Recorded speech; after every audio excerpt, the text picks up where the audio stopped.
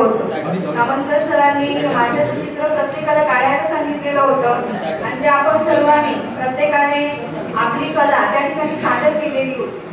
त्या संदर्भात मला सुचलेल्या 4 ओळी माझ्याबद्दल मी ते मांडणार आहे।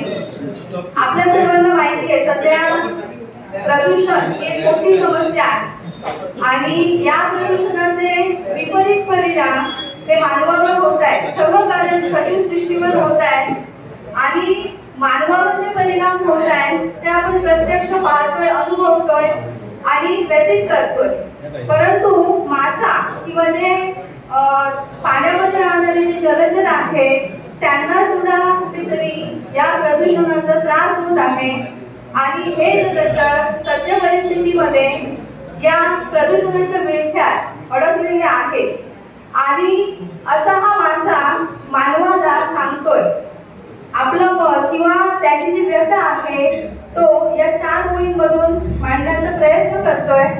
त्या ओळी मी सादर करते। प्रदूषण थांबवा, जीव माझा वाचवा। प्रदूषण थांबवा, जीव माझा वाचवा।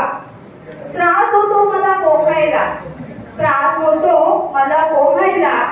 जाऊ कुठे मी खेळायला, जाऊ कुठे मी खेळायला।